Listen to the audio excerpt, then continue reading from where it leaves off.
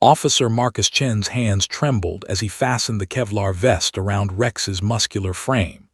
It was the third time he'd adjusted the same strap, his fingers fumbling with the familiar buckle he'd secured 1,000 times before. The October morning air in Portland carried the scent of rain and fallen leaves, but Marcus barely noticed. His mind was somewhere else, trapped in the darkness of that collapsed building from 8 days ago. Rex stood perfectly still during the process, but something was different. The 7-year-old German Shepherd's usual eager anticipation had been replaced by a subtle tension that only Marcus could detect. The dog's ears, normally alert and forward-facing, kept flicking backward. His breathing seemed slightly faster than normal. Most people wouldn't notice these tiny signs, but Marcus had worked with Rex for 5 years. He knew every quirk, every habit, every subtle shift in his partner's demeanor. "We've got this, partner," Marcus whispered, running his hand down Rex's back. The dog leaned into the touch, but there was a hesitancy that hadn't been there before the rescue, before everything changed. The department psychologist had cleared them both for duty. "Successful rescue, 0 casualties, exemplary performance," the report had read. But paperwork didn't capture the sound of a child's screams echoing through collapsed concrete. It didn't measure the weight of wondering if each step would trigger another collapse. It didn't quantify the nightmares that jerked Marcus awake at 3 a.m., his heart pounding, sheets soaked with sweat. And what about Rex? Did police dogs have nightmares? Did they wake up trembling, reliving the moment when debris had rained down around them?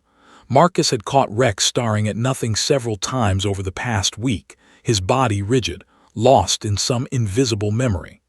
Once, a car had backfired outside the station, and Rex had pressed himself against Marcus's legs, something he'd never done before. Today's community outreach event at Riverside Park should have been easy. It was the kind of assignment they'd done dozens of times. Show up, look professional, let kids pet Rex, answer questions about police work, hand out junior officer stickers. Simple, safe. But as Marcus loaded Rex into their patrol SUV, his stomach churned with anxiety. The park was already filling with families when they arrived at 9:47 a.m. Colorful banners reading, "Meet your local heroes," fluttered in the breeze. Fire trucks gleamed in the morning sun, their chrome polished to perfection. Police motorcycles were lined up in formation. Officers from various departments chatted easily with civilians, their relaxed postures projecting confidence and competence. Marcus felt like a fraud. He forced his shoulders back, arranged his face into what he hoped was an approachable expression, and guided Rex toward their designated spot near the K9 demonstration area. Other handlers were already there with their dogs, Belgian Malinois, Labradors, another German Shepherd. The dogs all seemed fine, normal, ready to work. "Chen, good to see you, man." Officer Dave Morrison approached with his Malinois ace. "Heard about your rescue last week. Incredible work. The department's talking about a commendation." Marcus managed a nod. "Rex did all the heavy lifting. I just followed his nose." "That's what they all say," Dave laughed, clapping him on the shoulder. The friendly contact made Marcus flinch involuntarily. Dave didn't seem to notice. "My kids are here somewhere. They're going to want pictures with the famous Rex." As Dave walked away, Marcus knelt beside Rex, pretending to check his vest again. "Just a few hours," he murmured. "We smile, we let them pet you, we go home. Easy day." But Rex's ears remained slightly flattened, and his tail, usually proudly raised, hung at a cautious mid-level. The dog was going through the motions, doing his job, but the spark was dimmed. They were both just surviving, maintaining the illusion of the unbreakable heroes everyone expected them to be. The first families began approaching at 10:15 a.m. Children shrieked with excitement at seeing the police dogs. Parents snapped photos. Everyone wanted to touch Rex, to hear stories about his heroic rescues. Marcus delivered his practice speech mechanically, his smile feeling like it was painted on. "This is Rex. He's a certified search and rescue dog and narcotics detection dog. He's been with the Portland Police Department for 5 years. Each child petted Rex with varying degrees of enthusiasm. Some were gentle, others too rough until their parents corrected them. Rex tolerated it all with professional stoicism, but Marcus could see the subtle signs of stress accumulating. The way Rex's eyes would dart toward loud noises, how his muscles tensed when multiple children crowded around at once, the almost imperceptible lean away from particularly energetic kids. They were both performing, both pretending, both slowly cracking under the weight of expectations they couldn't voice. By 11:30 a.m., Marcus was counting down the minutes until they could leave. His jaw ached from maintaining his smile. His throat was dry from repeating the same information. And then, through the crowd of families, he saw her. A little girl, maybe 3 years old, with dark curly hair pulled into 2 small pigtails. She wasn't running or jumping like the other children. Instead, she stood about 15 feet away, perfectly still, her enormous brown eyes fixed on Rex with an intensity that seemed unusual for such a young child. She clutched a worn stuffed rabbit against her chest, and even from a distance, Marcus could see that she was studying them, really studying them, in a way that made his chest tighten. Something about her gaze felt different. It wasn't the excited curiosity of the other children or the casual interest of the adults. It was something else entirely, something that made Marcus suddenly, inexplicably nervous. The little girl took one small step forward, then stopped again, still watching, still seeing something that others seemed to miss. Marcus had faced armed suspects, searched burning buildings, worked through natural disasters. But something about this tiny child's unwavering attention sent a shiver down his spine.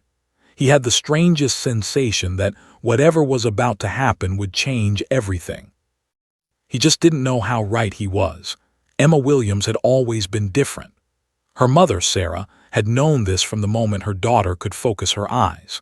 While other Bobbies tracked brightly colored toys and moving objects, Emma seemed to study faces with an unnerving intensity, as if reading emotions that even adults struggled to name. Now, at 3 years and 4 months old, Emma's peculiar gift for observation had only grown stronger. She noticed when her preschool teacher was sad before the teacher herself seemed to realize it. She could tell when her grandfather's knee was hurting just by watching him walk. She'd once told the grocery store cashier that her dog had died, reducing the woman to tears because it was true. The dog had passed just 2 days before, and the cashier had been hiding her grief behind a professional smile. "Your daughter is remarkably empathetic," Emma's pediatrician had told Sarah during the last checkup. "It's actually quite rare in children this young. Most don't develop that level of emotional perception until much later, if at all." Sarah had learned to trust Emma's observations, even when they seemed impossible, especially when they seemed impossible. That October morning, Emma had been buzzing with excitement about the community event at Riverside Park. "We're going to see police puppies," she'd announced at breakfast, bouncing in her chair with such enthusiasm that she'd nearly knocked over her orange juice. But the moment they'd parked and Emma had spotted the police dogs across the park, something shifted. Her excitement didn't disappear exactly. It transformed into something more focused, more serious. She'd gone very quiet, which was unusual for Emma, who typically narrated her entire life out loud. "Mama," she'd whispered, her small hand gripping Sarah's tighter than necessary. "That puppy is sad." Sarah followed her daughter's gaze to the large German shepherd sitting beside a uniformed officer about 50 yards away. From this distance, the dog looked perfectly normal, alert, professional, exactly what you'd expect from a police dog. "Sweetie, he's a working dog," Sarah said gently, starting to walk toward the displays. "He's just doing his job. I'm sure he's very happy." But Emma planted her feet, refusing to move, her eyes never leaving the dog. "No, Mama, look at his eyes. Really look." Something in her daughter's voice made Sarah stop and actually look. She squinted across the distance, trying to see what Emma saw. The dog did seem Tense, maybe, or was she just projecting because Emma had suggested it? "They're scared eyes," Emma continued, her voice dropping to barely above a whisper. "Like mine when the thunder comes, like mine when I had the bad dream about Daddy." Sarah's breath caught. Emma's father, James, had been an army medic who died in a training accident when Emma was just 18 months old. Emma had few concrete memories of him, but Sarah had been honest about how he'd struggled with what the doctors called operational stress, the cumulative weight of seeing too much trauma, helping too many wounded soldiers, carrying too many memories that wouldn't let him rest. "Baby, I don't think," Sarah started, but Emma was already moving forward, pulling her mother along. They joined the line of families waiting to meet the K-9 units. Emma didn't fidget or complain like she usually did when forced to wait. Instead, she stood with unusual stillness, her stuffed rabbit Mr. Hoppy clutched in both arms, her gaze never wavering from the German Shepherd. Sarah watched her daughter with growing fascination. Emma was analyzing the dog the way a diagnostician might study a patient, noting details that others overlooked. The girl's brow was furrowed in concentration, and she was doing that thing she did when she was thinking very hard, chewing slightly on her bottom lip. As they moved closer in line, Sarah could hear the officer's repetitive speech to each child. "This is Rex. He's a certified search and rescue dog and narcotics detection dog. He's been with the Portland Police Department for 5 years. He's helped find missing people and keep our community safe." The officer's voice was pleasant and professional, but now that Emma had planted the seed, Sarah found herself looking more carefully. The officer's smile didn't quite reach his eyes. His shoulders were rigid despite his casual stance. And the dog, Rex, seemed to be enduring the attention rather than enjoying it. "Mama, his name is Rex," Emma whispered. "That's a strong name for a strong puppy." "It is, sweetie. But even strong things get tired," Emma added, and there was such profound wisdom in her small voice that Sarah felt her eyes prickle with sudden tears. 20 children ahead of them received their turns with Rex. Each interaction followed the same pattern: excited approach, enthusiastic petting, quick photo, move along. Most kids were interested in the dog for maybe 30 seconds before spotting the shiny fire trucks or the police motorcycles and running off to the next attraction. But Emma waited with the patience of someone 10 times her age. She studied every interaction, every subtle reaction from both the dog and the officer.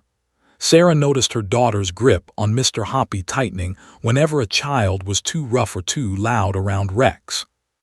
"That boy pulled his ear," Emma murmured disapprovingly when one overexcited 5-year-old got too enthusiastic. "That's not nice. Rex doesn't like it." "How do you know, honey?" His eyes got smaller. "That means uncomfortable. Like when Dr. Peterson checks my ears and I don't like it, but I have to be brave." Sarah marveled at her daughter's perception. The dog had indeed squinted slightly during that interaction, a micro-expression that Sarah would have completely missed if Emma hadn't pointed it out. Finally, they were next in line. The family ahead of them finished their photos and moved away, and suddenly Emma was standing directly in front of Rex and his handler. Up close, Sarah could see what Emma had somehow perceived from 50 yards away. This was not a happy dog and not a relaxed officer. Both looked professional and controlled, but underneath that veneer was something fragile.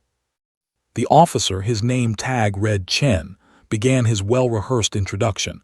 "Hi there, this is Rex. He's a certified search and—" "Wait," Emma said, holding up one small hand with such authority that Officer Chen actually stopped mid-sentence, looking startled. Emma carefully, deliberately, set Mr. Hoppy down on the grass beside her. It was a significant gesture. Emma never put Mr. Hoppy down in unfamiliar places.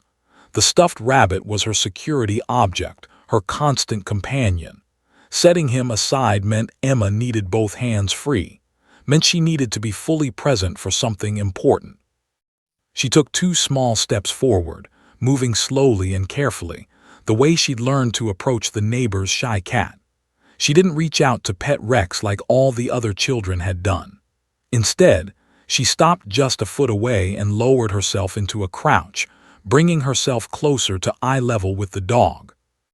Rex's ears, which had been in a cautious half-back position all morning, suddenly pricked forward with interest. The dog tilted his head slightly, regarding this small human who was behaving so differently from all the others. Emma and Rex stared at each other for a long moment, and Sarah had the strangest sensation that they were communicating somehow, speaking a language that existed beyond words. Then Emma opened her mouth, and what came out made Sarah's heart stop, made Officer Chen's professional mask crack, made several nearby parents pause their conversations and turn to look. The question was so simple, yet so profound that Sarah would remember this exact moment for the rest of her life. The dappled October sunlight filtering through the trees, the distant laughter of children at the fire trucks, the smell of kettle corn from a nearby vendor, and her tiny, impossibly perceptive daughter asking a question that no one else had thought or dared to ask. The waiting had given Emma time to see everything. While the other children bounced with impatience or played games with their siblings, Emma stood motionless, absorbing details that painted a picture clearer than any photograph. She counted 23 children ahead of her in line. She watched every single interaction with the focus of a scientist conducting a crucial experiment. The first child, a boy about 6 years old, had run up to Rex and immediately grabbed at his face. Rex had pulled back slightly, so slightly that the boy's parents hadn't even noticed, but Emma saw. The dog's body had tensed, just for a fraction of a second, before returning to his professional stillness. The fifth child, a girl with pigtails, had squealed directly into Rex's ear. Emma watched the dog's eye twitch, watched him turn his head ever so slightly away from the noise. But he didn't move otherwise, didn't bark or retreat, just endured. The 11th child had accidentally stepped on Rex's paw. The dog hadn't yelped or reacted visibly, but Emma saw his breathing change, saw the almost imperceptible shift in his weight. "He's being so good," Emma whispered to her mother, "even when it's hard." With each interaction, Emma noticed the pattern. Officer Chen would deliver his speech in the exact same tone, with the exact same words. "This is Rex. He's a certified search and rescue dog and narcotics detection dog. He's been with the Portland Police Department for 5 years. He's helped find missing people and keep our community safe. Would you like to pet him?" The officer's voice never changed. His smile never wavered. But Emma noticed other things. She noticed how his jaw got tighter as the morning wore on. She noticed how his free hand, the one not holding Rex's leash, would occasionally clench into a brief fist before relaxing again. She noticed how his eyes would dart toward the parking lot every few minutes, as if measuring the distance to escape. By the 14th child, Emma had identified something else. Rex and Officer Chen were moving as one unit of tension. When a loud motorcycle revved in the parking lot, both of them startled. When a balloon popped near the fire truck display, both of them flinched. They were connected not just by a leash, but by something deeper, a shared exhaustion, a mutual pretending. "Mama," Emma said quietly, "they're both tired." Sarah, who had been checking her phone, looked up. "What's that, sweetie?" "The puppy and the policeman. They're both tired, they match." Sarah studied them more carefully and slowly nodded. Her daughter was right. There was a synchronicity to their stress, a mirrored tension in their bodies. The 17th child pulled Rex's tail before his mother could stop him. Emma watched Officer Chen's entire body go rigid, watched him take a slow, deliberate breath before saying, very calmly, "Please don't pull his tail. Rex is working, and we need to be gentle with him." But Emma heard something underneath those professional words. She heard the strain, the barely contained frustration, the overwhelming tiredness of someone who had repeated himself too many times and couldn't do it much longer. The 19th child asked, "Has your dog ever bitten a bad guy?" The question was innocent enough. the kind police officers probably heard constantly. But Emma watched Officer Chen's face carefully as he answered with his standard response. Rex is trained to apprehend suspects when necessary, but his main job is using his nose to find people and things. He's really good at his job. Emma saw what the child's parents didn't: the slight tremor in Officer Chen's hand as he gestured, the way his smile faltered for just a microsecond, the distant look that flickered across his eyes as if he was seeing something else somewhere else. The 21st child was afraid and wouldn't come close.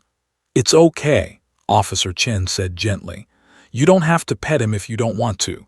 Being a little nervous around big dogs is normal." It was the kindest Emma had heard him sound all morning, and she understood why. He recognized fear because he was feeling it too. He understood the child because he was also pretending to be braver than he felt.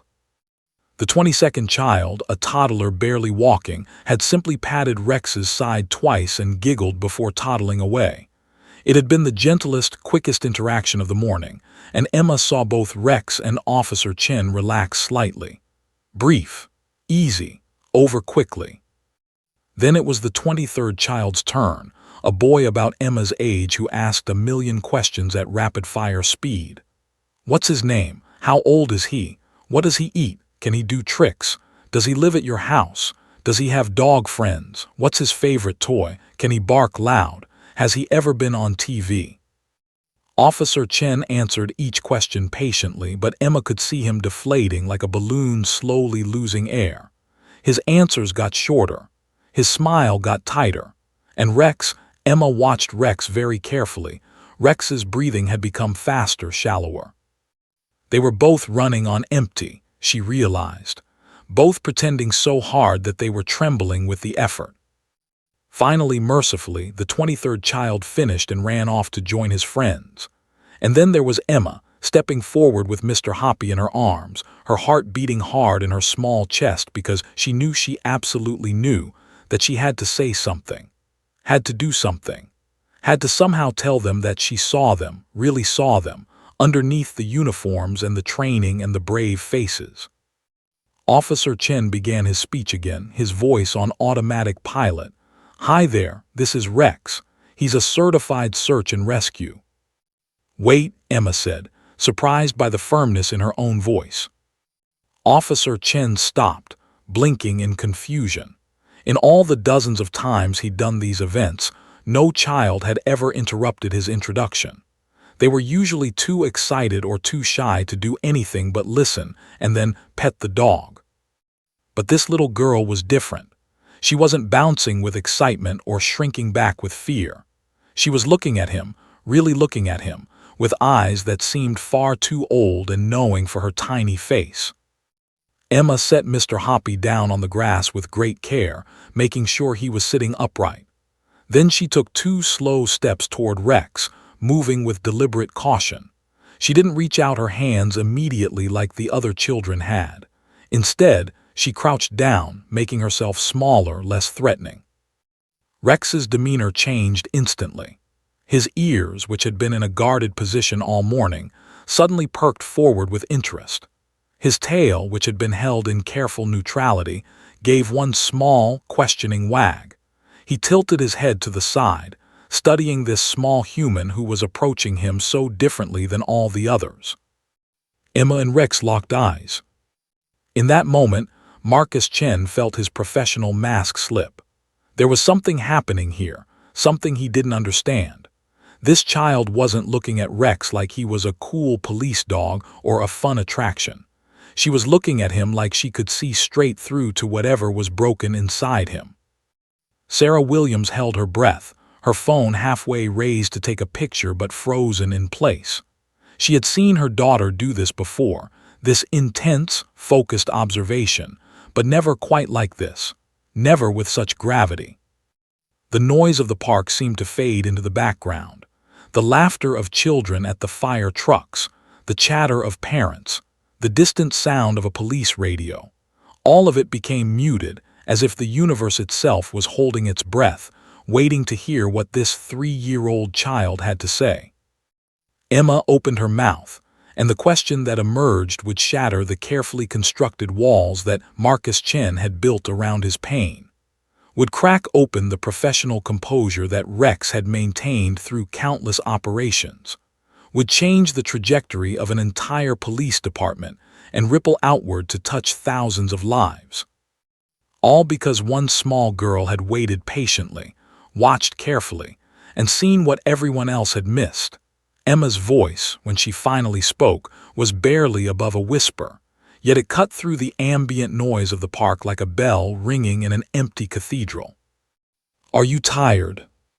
3 simple words, a question so basic that it should have been easy to answer, but Marcus Chen felt them land in his chest like a physical blow.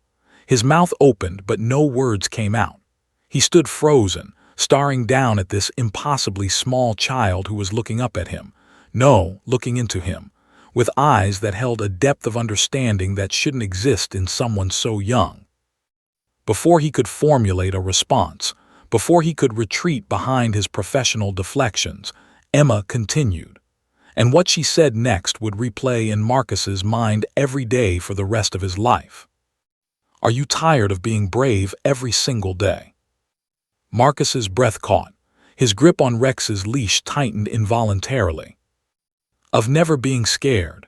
Emma's voice remained soft, gentle, but each word carried the weight of absolute truth. "Of always being strong, of always having to be the hero." The little girl's enormous brown eyes were filling with tears, but she didn't look away. She didn't blink. She held Marcus's gaze with a compassion that felt ancient, timeless, as if she carried the wisdom of every person who had ever been tired of carrying burdens too heavy for their shoulders. "Because my daddy was a soldier," Emma continued, and now her voice did waver just slightly. "And Mama says he got tired too, really, really tired, so tired that his heart couldn't hold all the tired anymore." Sarah Williams gasped audibly behind her daughter, her hand flying to her mouth. She had told Emma about James's struggles in the simplest terms a toddler could understand, but she had never heard her daughter articulate it quite like this, had never realized how deeply Emma had understood what Sarah had tried to explain about her father's death. "Mama says Daddy saw lots of people who were hurt," Emma went on, her attention still locked on Marcus. "And he helped them, but he kept all their hurt inside his heart. And he was so brave every single day, but nobody asked if he was tired. Nobody told him it was okay to rest." A single tear rolled down Emma's cheek, but she didn't wipe it away. "She says maybe if someone had asked him if he was tired, maybe if someone had told him he could rest, maybe," Emma's voice broke, "maybe he would still be here." The park had gone completely silent. Parents who had been chatting stopped mid-sentence. Children who had been playing paused their games. Other police officers who had been conducting their own demonstrations turned to look. Even the wind seemed to hold its breath. Marcus Chen felt his knees weaken, his vision blurred. The professional armor he'd worn for 5 years, the mask he'd maintained through countless traumatic calls and impossible situations, began to crack. Fissures spread through his composure like ice breaking under too much weight. This child, this impossibly perceptive 3-year-old, had seen through everything, had asked the question that his fellow officers hadn't asked, that his family had danced around, that his department psychologist had carefully avoided, the question he had been terrified to even ask himself. "Are you tired?" Yes, God, yes. He was exhausted down to his bones, tired of the nightmares that jolted him awake, tired of the hypervigilance that made grocery shopping feel like a tactical operation, tired of flinching at loud noises, tired of pretending that finding that little girl in the collapsed building hadn't broken something fundamental inside him, tired of being strong when he felt like he was disintegrating. Emma shifted her attention to Rex, and Marcus watched as his partner, his stoic, professionally trained partner, responded to this child in a way he'd never responded to anyone else. The little girl reached out slowly, telegraphing her movement, and placed one small hand on top of Rex's head. The touch was feather-light, reverent, as if she was blessing him. "And you," Emma whispered to the dog, "you're tired too, aren't you? You're tired of being brave. You're tired of going into scary places. You're tired of smelling sad things and finding hurt people. You're tired of being strong when you want to run away." Rex's entire body began to tremble. Marcus had seen his partner face down armed suspects without flinching, had watched him search through burning buildings without hesitation, had witnessed him work through thunderstorms and chaos and danger with absolute focus. But this gentle recognition of his pain was breaking through every layer of training, every conditioned response. "It's okay to be scared sometimes," Emma said, and now she was crying openly, tears streaming down her round cheeks. "My mama told me that being brave doesn't mean you're never scared. It means you do things even when you're scared. But she also said," Emma's voice dropped to barely audible, "she also said that everyone needs someone to tell them they can stop being brave for a little while, that they can rest, that they've done enough." Emma looked up at Marcus again, then back to Rex, her hand still resting on the dog's head. "You've been so brave for so long," she said. "Both of you, you've been so strong, you've helped so many people, but maybe it's okay to be tired now. Maybe it's okay to rest." And then Emma did something that would be captured in a photograph that would be shared millions of times, printed in newspapers across the country, and eventually displayed in police training facilities nationwide as a reminder of what they too often forgot. She stepped forward and wrapped her small arms around Rex's neck, pressing her tear-stained cheek against his fur. "You're a good boy," she whispered into his ear. "You're such a good boy, and you don't have to be brave right now. You can just be tired. You can just be scared. You can just be you." What happened next occurred in slow motion. Marcus Chen watched as Rex, his highly trained, professionally stoic, always composed partner, did something Marcus had never seen him do on duty. Rex leaned his full weight into Emma's small embrace. His trembling intensified. And then, with a sound that was part whimper, part sigh, part sob, the dog pressed his face into Emma's shoulder and let himself break. Marcus was moving before he consciously decided to, dropping to his knees beside them. His hand found Rex's back, and he felt his partner's body shaking uncontrollably. The tears Marcus had been holding back for months, for years, suddenly wouldn't be contained anymore. "Yes," Marcus heard himself say, his voice cracking. "Yes, we're so tired." He was crying now, really crying, in front of dozens of strangers and colleagues, in his uniform on duty, breaking every unwritten rule about police officers maintaining composure in public. And he didn't care. He couldn't care, because this child had finally given him permission to acknowledge the truth he'd been running from. Emma nodded solemnly, as if she'd expected this answer all along, as if this was exactly what she'd been waiting to hear. She kept one arm around Rex's neck and reached out her other hand to touch Marcus's arm. "Then you should rest," she said simply, with the absolute certainty of someone stating an undeniable fact. "Heroes need naps too. My mama says so. She says rest isn't giving up. Rest is how you keep going." Marcus looked at this 3-year-old child through his tears and saw something that would haunt him in the best possible way for the rest of his life. He saw wisdom. He saw compassion. He saw recognition.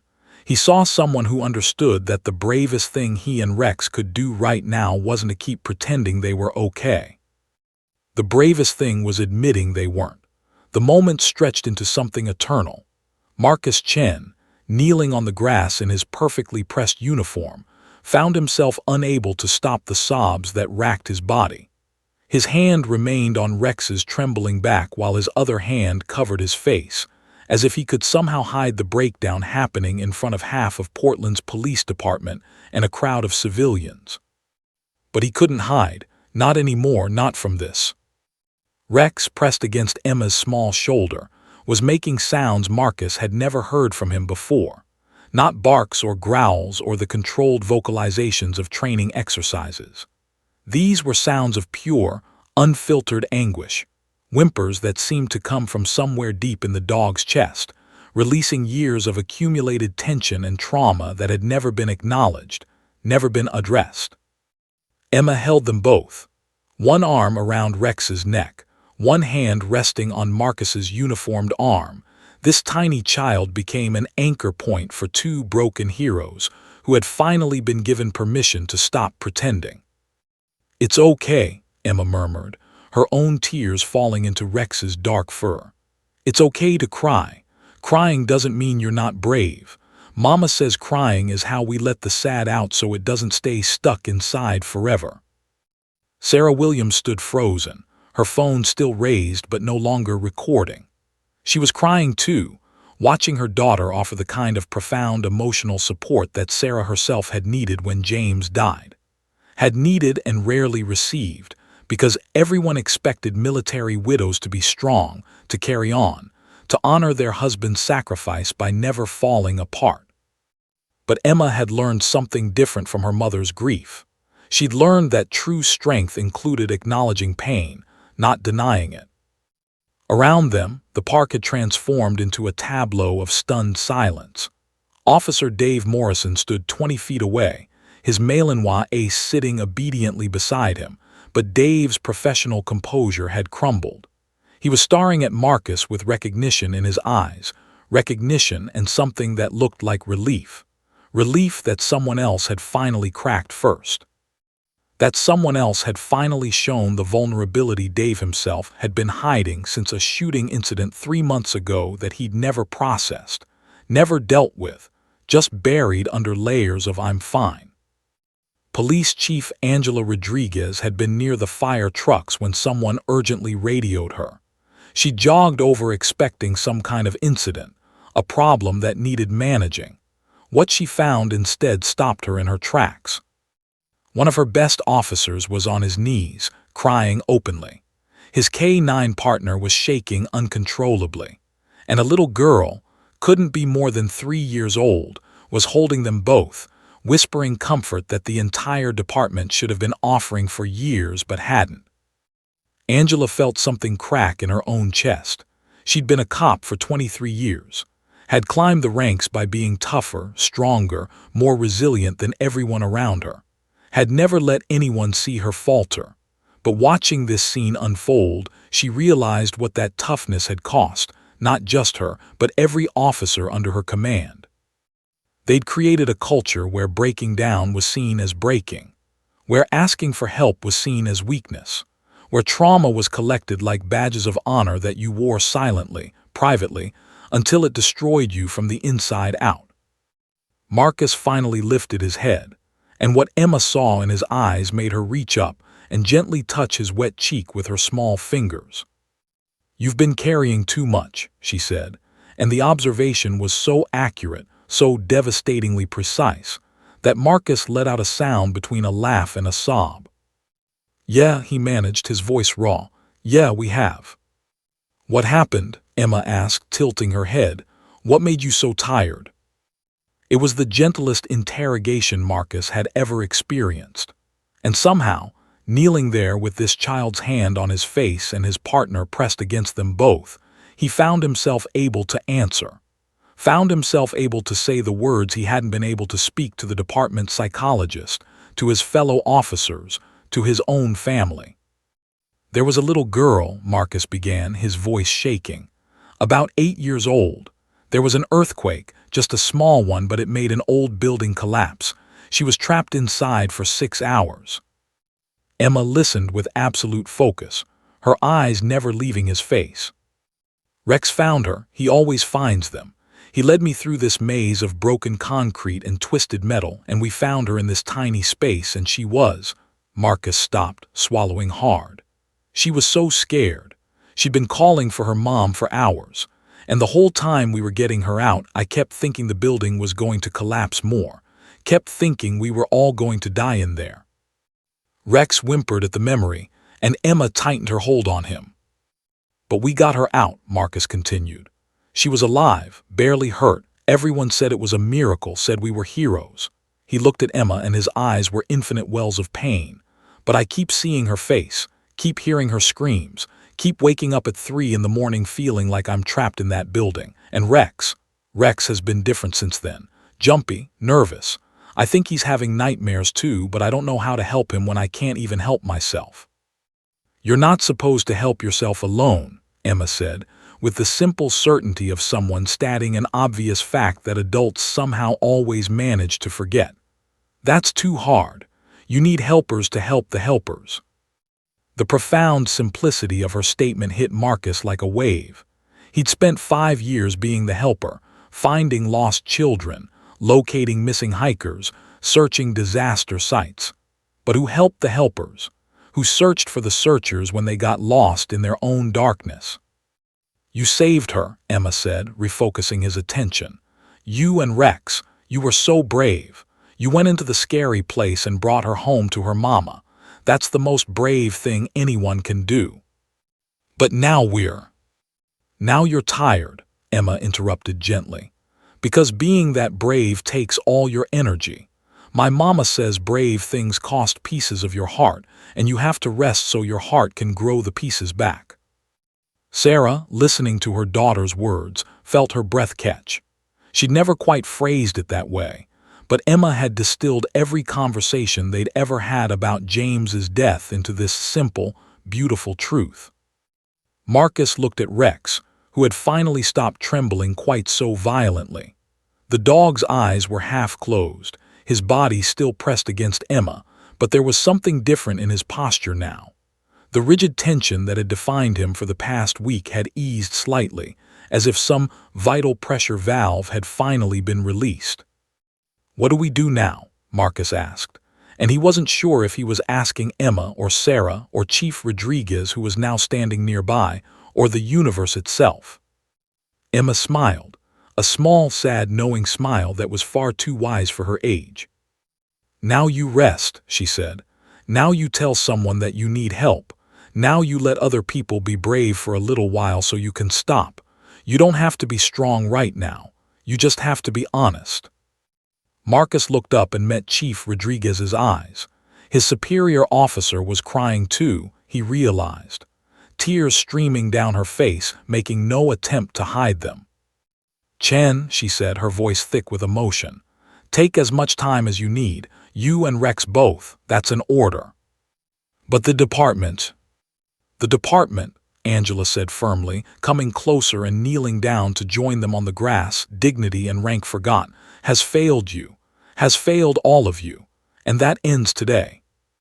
She looked around at the other officers who had gathered, at Dave Morrison, who was wiping his eyes, at 3 other K9 handlers who were all staring at the scene with recognition and barely contained emotion. "This ends today," Angela repeated louder now. "We're going to do better. We're going to take care of our people and our K9s. We're going to make it okay to not be okay." Emma nodded approvingly, as if a police chief listening to a 3-year-old made perfect sense. As if this was how the world should work, where wisdom could come from the smallest voices, and where breaking down could be the first step toward healing. Sarah Williams's phone had been recording the entire time. She hadn't meant to capture something so intimate, so raw. She'd raised her phone intending to take a quick picture of Emma petting the police dog, a cute moment to share with her parents, maybe post on Facebook for friends to see. But when Emma had asked that first devastating question, Sarah's thumb had accidentally hit the video button instead. And she hadn't stopped recording. Now, sitting in her car in the parking lot while Emma napped in her car seat, exhausted from the emotional intensity of the morning, Sarah stared at the video on her phone screen. Her hands trembled as she watched it again. Watched her 3-year-old daughter see straight into the souls of 2 broken heroes. Watched a police officer and his K9 partner finally allow themselves to fall apart. Watched a moment of such profound human connection that Sarah's chest ached. The video was 6 minutes and 43 seconds long. Sarah had captured everything from Emma's first question to Chief Rodriguez's promise that things would change. She shouldn't post this. It felt too private, too sacred. This was someone's pain, someone's breakdown, someone's most vulnerable moment. But Sarah kept hearing her daughter's words. Maybe if someone had asked him if he was tired, maybe if someone had told him he could rest, maybe he would still be here. How many other officers were out there right now, holding themselves together with willpower and denial? How many were one bad day away from a complete collapse? How many needed someone, anyone, to give them permission to not be okay? How many families were living with the aftermath of losing someone who had been tired of being brave, but had never been allowed to rest? Sarah thought about James, about the smile he'd worn that got tighter and more forced with each deployment, about the nightmares he dismissed as just part of the job, about the way he'd isolated himself in those final months, pushing away help because asking for it felt like admitting defeat. What if someone had shared his story? What if someone had made it public that heroes struggle, that warriors break, that the people who save others sometimes can't save themselves? Would it have created a culture where James felt safe enough to ask for help? Sarah looked at her sleeping daughter in the rearview mirror. Emma had done something extraordinary today, something that could help people, something that could save lives. Before she could second-guess herself, Sarah opened the video editing app on her phone. She trimmed the beginning and end, ensuring she captured the essential moment. Then she typed out a caption, her thumbs moving with sudden certainty. My 3-year-old daughter asked a police dog if he gets tired of being brave. What happened next broke my heart and opened my eyes. If you know a first responder, police, fire, EMT, military, please watch this and then please ask them, are you tired? Do you need to rest? It might save their life. It might have saved my husband's.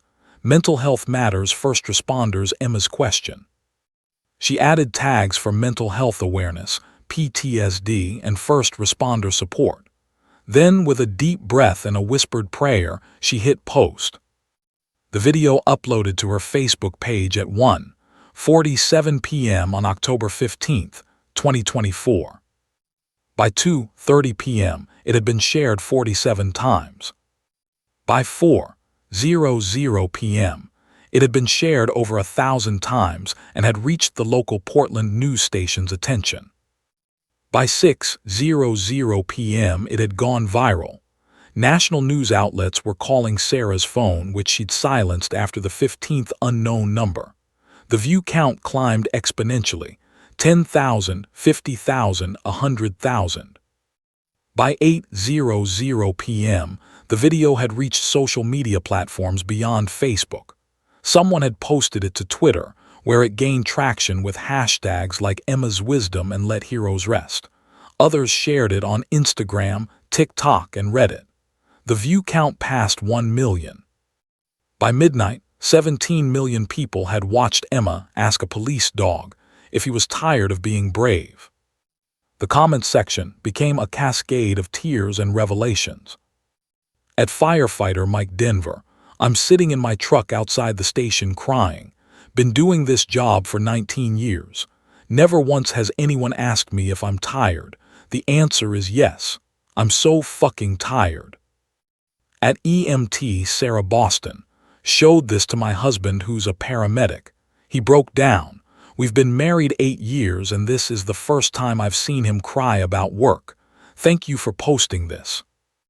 At Veteran Dad 2012, lost my best friend to suicide last year. He was Army 2 tour, always said he was fine. Watching this, I realized nobody ever told him it was okay to not be fine. I failed him. At police wife Katie, sending this to every officer in my husband's precinct. We lost 2 to suicide in the past year. 2. When does it stop? When do we admit they need help? At K9 Handler Jones. I'm a K9 handler in Chicago. Never considered that my dog might have PTSD too. We're trained to watch for physical injuries, but nobody talks about psychological ones. Making an appointment with our vet and department psychologist tomorrow. At teacher Mrs. Rodriguez. If a 3-year-old can understand this, why can't we? Why do we force our heroes to pretend they're invincible until they break completely? The responses weren't just from first responders. Teachers, nurses, social workers, therapists, military service members, emergency dispatchers. Anyone in a profession that required them to be strong for others was sharing their stories of exhaustion, of burnout, of barely holding on. By Tuesday morning, the major news networks had picked up the story. CNN, NBC, ABC, Fox, all running segments about Emma's question and the police officer's breakdown. Mental health experts were being brought on to discuss first responder PTSD. Police departments across the country were issuing statements about their commitment to officer wellness. The Portland Police Department's phone system crashed from the volume of calls, media requests, other departments asking about their protocols, citizens wanting to know how they could support their local first responders. Chief Angela Rodriguez found herself thrust into the national spotlight. Good Morning America wanted an interview. So did the Today Show, CBS This Morning, and a dozen podcast hosts. She agreed to one interview with the local Portland news station, sitting in her office looking tired but determined. What happened in that park wasn't a weakness, Angela told the camera, her voice steady. It was the bravest thing I've seen in 23 years of police work. Officer Chen and his K9 Rex showed us that admitting you're struggling isn't failure. It's the first step toward healing. That little girl gave us all permission to be human. The interviewer leaned forward. What changes is the Portland Police Department implementing? Angela had been waiting for this question. She'd spent the previous evening and all of Monday in emergency meetings with the city council, the police union, and department heads. Effective immediately, she said, looking directly into the camera, we're implementing mandatory mental health check-ins for all officers and K9 units. Not optional, mandatory. We're hearing 3 additional psychologists who specialize in first responder trauma. We're creating peer support teams. We're establishing a protocol where any officer or K9 can take mental health leave without stigma or penalty. And we're requiring supervisors to ask their people regularly and sincerely, "Are you tired? Do you need rest?" She paused, emotion flickering across her professional composure. A 3-year-old child did what I should have been doing all along. She asked the questions that mattered. She saw what I was too busy to see. That ends now. For Portland, that ends now. But the real impact was happening in quieter moments, away from cameras and news segments.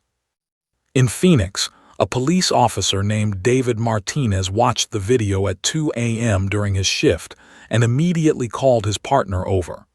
"We need to talk," he said, and for the first time in 6 years, he told someone about the shooting he couldn't stop replaying in his mind. In Minneapolis, a K9 handler named Jennifer Torres scheduled an appointment with the department vet, specifically asking about signs of anxiety and trauma in working dogs. Her German Shepherd, Luna, had been more reactive lately. Jennifer had dismissed it as aging. Now she wondered what she'd been missing. In Boston, a fire station captain printed out Emma's question and taped it inside every locker. "Are you tired of being brave? It's okay to rest." Below it, he added the number for the firefighter peer support hotline. In small-town Georgia, a sheriff's deputy named Thomas Reed, who had been contemplating ending his life for the past 3 weeks, watched the video and saw himself in Officer Chen's breakdown. He picked up his phone and called the crisis hotline. "I'm tired," he said, his voice breaking. "I'm so tired of being brave." By Wednesday, Sarah's video had been viewed 53 million times across all platforms. News articles called Emma the little girl who reminded us that heroes need saving too. Think pieces were written about childhood wisdom and societal expectations of strength. Mental health organizations were using the clip in awareness campaigns.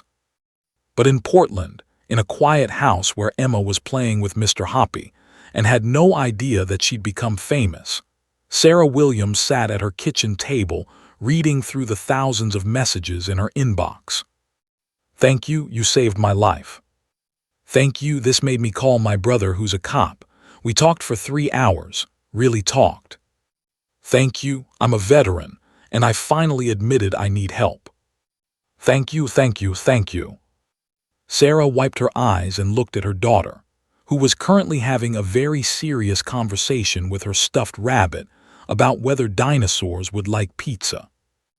Emma had asked one simple question, and somehow that question was echoing across the entire country, giving permission for heroes to finally rest.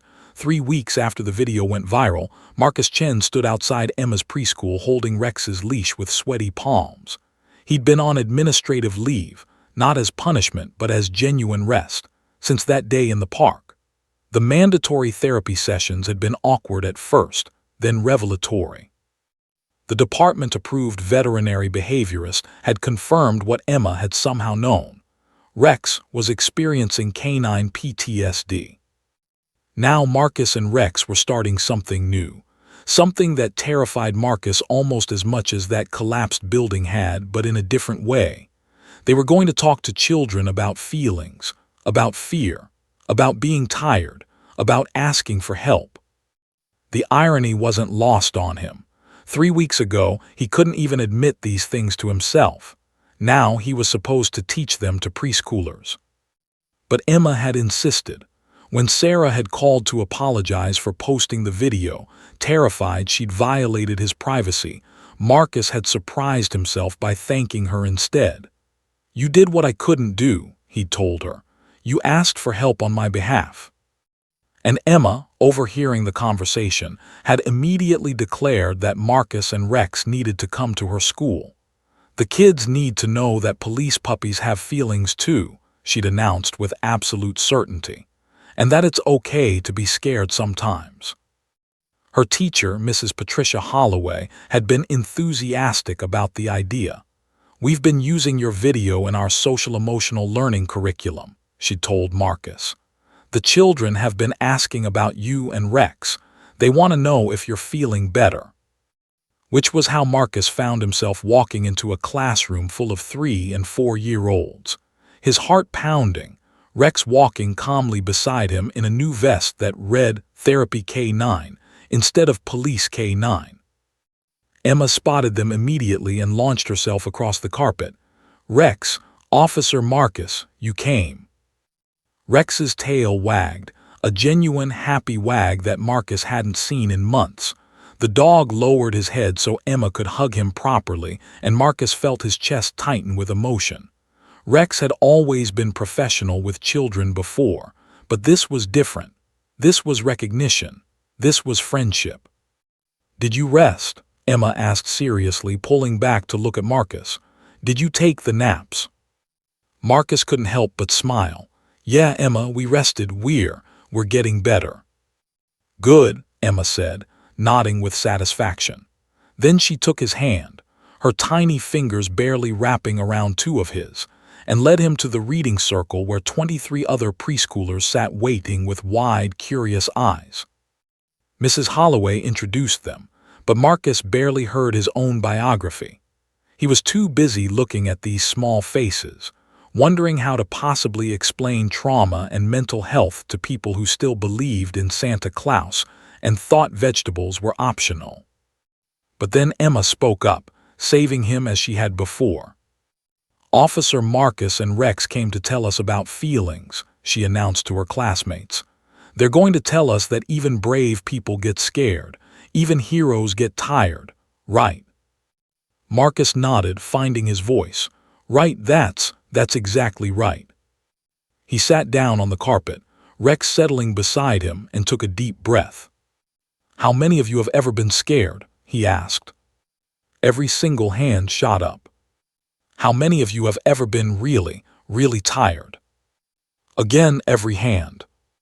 "Well," Marcus said, feeling some of his anxiety ease, "Rex and I get scared and tired too. Even though we're police officers, even though people call us heroes, we're still just people. Well, I'm a person. Rex is a dog, but you know what I mean." A little boy named Jackson raised his hand. "But aren't police supposed to be brave all the time?" "That's a really good question," Marcus said, "and I used to think that being brave meant never being scared, but Emma taught me something different." He looked at the little girl, who was beaming with pride. She taught me that being brave means doing important things even when you're scared, and the really brave part is telling someone when you need help. For the next 45 minutes, Marcus and Rex did something that would have seemed impossible a month ago. They were vulnerable. They were honest. They told stories about being scared, about having nightmares, about needing help from friends and doctors. And the children, in that beautifully accepting way that only young children can manage, understood completely. "My mommy sees a talking doctor," a girl named Sophia offered. "She says it helps her brain feel better." "I have bad dreams sometimes about monsters," Jackson added. "My daddy says it's okay to be scared of pretend things."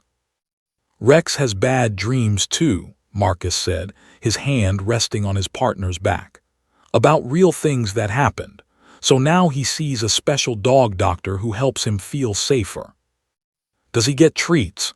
a boy named Miguel asked, genuinely concerned. Marcus laughed, really laughed for the first time in weeks. "Yeah, buddy, he gets lots of treats."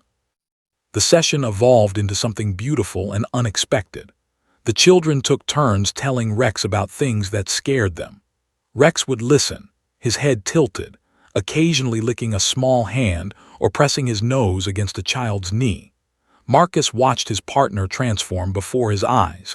The tension that had defined Rex for months was melting away, replaced by a gentle calmness Marcus hadn't seen since before the collapsed building. "He's a good listener," Emma observed, lying on her stomach next to Rex, her chin propped on her hands. "That's because he knows what it's like to be scared." As the session ended and parents began arriving for pickup, Marcus found himself surrounded by adults, parents who wanted to shake his hand, to tell him their own stories, to thank him for being honest with their children. "My husband is active military," one mother said, tears in her eyes. "He watched your video. He's finally going to therapy. You saved our marriage, maybe even his life." "My brother is a firefighter," another parent said. "He called me for the first time in 2 years, really called, really talked, because of you and Emma." Sarah Williams appeared in the doorway and Emma ran to her immediately. "Mama, Officer Marcus and Rex came, and Rex is going to come back every week. Mrs. Holloway said so." Marcus looked at Mrs. Holloway, who nodded. "If you're willing," the teacher said, "I think this could be incredibly valuable, not just for our students but for you and Rex too." And so began a weekly tradition. Every Thursday at 10 a.m., Marcus and Rex would visit Emma's preschool. They'd talk about emotions, the comfortable ones and the hard ones. They'd read books about feelings. They'd practice deep breathing together. They'd learn that asking for help wasn't weakness but wisdom. But the impact spread far beyond that one classroom. Within a month, the Portland Police Department had received requests from 47 schools across the city wanting similar programs. Chief Rodriguez allocated funding and recruited 8 other K-9 teams to participate in what they officially called Emma's Initiative, though the officers privately called it the Tired Heroes Program. The program's mission statement, drafted with input from child psychologists and trauma specialists, was framed on the wall of every participating school. To teach children and remind adults that strength includes vulnerability, courage includes fear, and heroism includes knowing when to rest. By December, the initiative had expanded to fire stations and EMT services. First responders across Portland were visiting schools not to demonstrate equipment or talk about safety procedures, but to have honest conversations about mental health. Emma became something of a local celebrity, though she remained blissfully unaware of her impact. To her, Officer Marcus and Rex were simply her friends who visited on Thursdays. She'd save her best drawings for them, carefully colored pictures of police dogs with hearts and rainbows, always with the caption, "It's okay to be tired," written in her mother's handwriting at Emma's dictation. Marcus started keeping these drawings in his locker at the station. On hard days, and there were still hard days, he'd look at them and remember that 3-year-old's wisdom. That rest wasn't failure. That admitting struggle wasn't surrender. That the bravest thing he'd ever done wasn't rescuing that girl from the collapsed building. The bravest thing he'd ever done was kneeling in a park and admitting he was tired. By January, Emma's initiative had been adopted by 12 other police departments in Oregon, then by departments in Washington, California, and Idaho. A national first responder mental health organization reached out to formalize the program, offering training materials and implementation guides.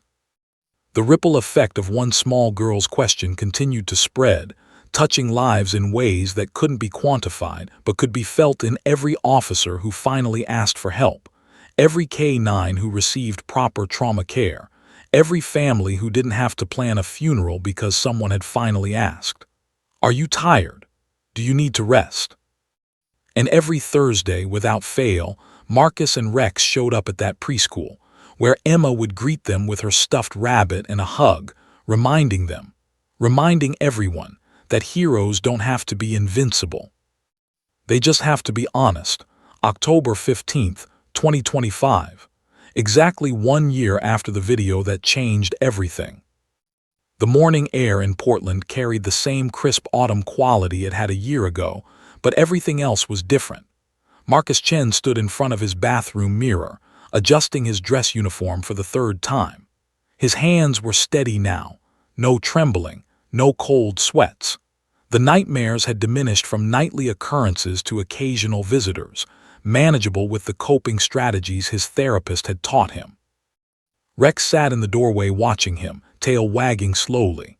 The dog looked different too, calmer. The hypervigilance that had defined him after the collapsed building rescue had faded.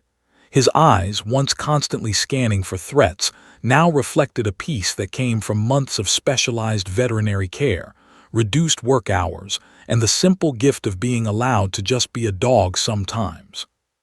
"Big day, partner," Marcus said, and Rex's tail wagged faster. Today, Riverside Park would be transformed. The same park where Marcus had broken down in front of dozens of people. The same grass where Emma had asked the question that cracked him open. Today, that spot would be marked forever with bronze and stone, a permanent reminder of the moment everything changed. By 10 a.m., the park was filled with hundreds of people. News crews lined the perimeter. Representatives from police departments across 43 states had traveled to Portland for the unveiling.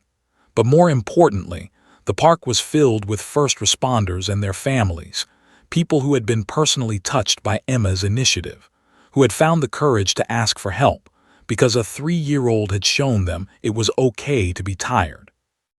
Marcus stood near the covered statue, Rex sitting alertly beside him. The dog wore a special ceremonial vest, not his old police vest and not just his therapy vest. This one read, Rex Therapy K-9 Badge of Honor, Survivor, because surviving trauma, they'd learned, was its own form of heroism. Chief Angela Rodriguez approached the microphone and the crowd quieted. She looked different too, less rigid, more human. She'd started her own therapy after that day in the park, finally addressing 23 years of accumulated trauma she'd convinced herself was just part of the job. 1 year ago today, Angela began, her voice carrying across the park, a 3-year-old child taught an entire police department, an entire nation, something we should have known all along. She taught us that our heroes are human. That strength includes admitting weakness. That the bravest question anyone can ask is, "Are you tired?" The crowd murmured in agreement, and Marcus spotted dozens of people wiping their eyes. In the 12 months since that day, Emma's initiative has been implemented in over 300 police departments, fire stations, and emergency services across the United States. We've seen a 47% increase in first responders seeking mental health support. We've documented a 33% decrease in first responder suicide rates in departments that have fully implemented the program. Angela paused, letting those numbers sink in. 33%. That translated to lives saved, families not destroyed, children who would grow up with their parents, partners who wouldn't have to deliver folded flags at funerals. But statistics don't capture the real impact, Angela continued. They don't measure the officer in Denver who finally called the crisis hotline, the firefighter in Atlanta who started therapy, the EMT in Boston who told her partner she was struggling, the K-9 handler in Seattle who got his dog the help they both needed.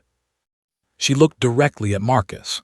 They don't measure the courage of Officer Marcus Chen, who showed us that breaking down can be the first step toward breaking through. The crowd applauded, and Marcus felt his throat tighten with emotion. A year ago, he would have seen his breakdown as shameful, as career-ending. Now he understood it as necessary, as healing, as the moment his real recovery began. And they certainly don't measure the wisdom of Miss Emma Williams, Angela said, gesturing toward the front row where Emma sat between her mother and grandmother, swinging her legs and clutching Mr. Hoppy, who saw what we couldn't see, asked what we were afraid to ask, and reminded us all that heroes need saving too. The mayor stepped forward then, joined by the city council and representatives from the First Responder Mental Health Foundation. Together, they pulled the covering from the statue, and a collective gasp rose from the crowd. The bronze sculpture was life-sized and heartbreakingly beautiful. It captured the exact moment from the video, Emma kneeling beside Rex, her small arms wrapped around the dog's neck, her face pressed against his fur. Rex's eyes were closed, his body leaning into the embrace. And beside them, captured in bronze, was Marcus on his knees, one hand on Rex's back, his face showing the raw vulnerability of someone finally allowing themselves to break. But it wasn't a sculpture of weakness. Somehow, the artist had captured the profound strength in that moment of surrender, the courage in admitting pain, the power in seeking comfort. The plaque at the base was simple but perfect. Are you tired of being brave? Emma Williams, age 3. October 15, 2024. A reminder that true courage includes knowing when to rest. Dedicated to every first responder who carries the weight of service, and to those who give them permission to set it down. Below the main inscription, a second line had been added. In memory of U.S. Army medic James Williams, and all heroes who never received the rest they needed. Sarah Williams covered her mouth, tears streaming down her face. Marcus looked over and saw her mouthing thank you to him, to the crowd, to the universe. Emma had given Sarah's grief purpose, had transformed James's death into a catalyst for change, had made sure other families wouldn't have to experience the same loss. Emma herself seemed less interested in the statue than in the fact that Rex was there. She squirmed free from her mother's grasp and ran to the dog, throwing her arms around him exactly as depicted in bronze. "Hi, Rex," she said cheerfully. "Look, there's a statue of us, we're famous." The crowd laughed, a warm, affectionate sound. Emma, now 4 years old, still didn't fully grasp the magnitude of what she'd done. She just knew that she'd helped her friend, and that Officer Marcus smiled more now, and that Rex's tail wagged more than it used to. The ceremony continued with speeches from mental health advocates, testimonials from officers whose lives had been changed, and the formal presentation of a commendation medal for Rex, not for a rescue or an arrest, but for his service as an ambassador for first responder mental health. Marcus accepted the medal, carefully pinning it to Rex's ceremonial vest while Emma watched with intense concentration, as if this was the most important moment in history. "Rex," Marcus said, his voice thick with emotion, "has taught me that healing isn't linear, that some days are harder than others, that it's okay to need help and it's okay to accept it." He looked out at the sea of first responders in the crowd. "We're trained to run toward danger, to be strong in crisis, to save others, but we're not trained to save ourselves. Emma and Rex taught me that asking for help isn't failure, it's survival." When the speeches concluded and the crowd began to disperse, something beautiful happened. First responders from across the country lined up, not for photos with the statue, though many took those, but to meet Emma, to thank her, to tell her their stories. A firefighter from Texas knelt down to Emma's level. "You saved my life, little one. I was going to do something bad, but I saw your video and I called someone instead." A police officer from Florida, tears running down her face. "My K-9 partner is getting treatment now because of you. He's going to be okay. We're both going to be okay." An EMT from Oregon. "My daughter is 6. She watches your video and tells me, 'Mama, it's okay to be tired.' You gave her permission to see me as human, not just strong. That's changed everything." Emma listened to each person with her characteristic seriousness, nodding as if she understood the weight of what they were saying. And perhaps she did. Perhaps her gift for seeing past surfaces extended to understanding the profound impact of her simple question. As the afternoon wore on, Marcus found himself standing beside the statue with Sarah, watching Emma play with a group of children near the playground, kids of first responders who had been brought to the ceremony. "She still asks about him," Sarah said quietly, not needing to specify that she meant James. "She wants to know if her daddy knows that she helped other soldiers and police and firefighters, if he knows that his tired helped other people's tired." Marcus felt tears prick his eyes. "I think he knows. I think maybe that's the whole point, that we transform our pain into purpose, that we use our tired to help others rest." Sarah nodded, wiping her eyes. "The Foundation wants to expand Emma's initiative internationally. Canada, UK, Australia, they've all reached out. My little girl's question is going global." "Because it's the right question," Marcus said. "The one we all needed someone to ask." As the sun began to set, painting the Portland sky in shades of orange and pink, Emma finally tired of playing and returned to Rex, curling up against his side on the grass. The dog, ever patient, simply lay down and let her use him as a pillow. Marcus sat beside them, and Sarah joined him, and for a moment they were just two people and a dog and a child, resting in the golden light of an October evening. "Officer Marcus," Emma said sleepily. "Yeah, Emma. Are you still tired sometimes?" Marcus smiled. "Sometimes, yeah, but not like before. Now when I'm tired, I rest. I talk to someone, I take care of myself and Rex. You taught me that."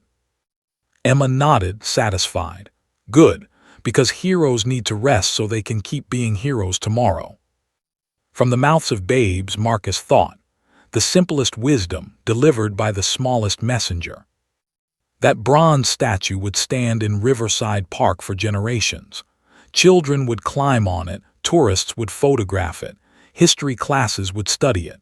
But its real legacy was already written in the lives saved, the help sought, the permission granted for heroes to be human. All because one 3-year-old girl had looked at a police dog and his handler and asked the question that changed everything. "Are you tired of being brave?" And in answering honestly, in admitting yes, they were exhausted, yes, they needed help, yes, they couldn't do it alone, Marcus and Rex had become more heroic than any rescue could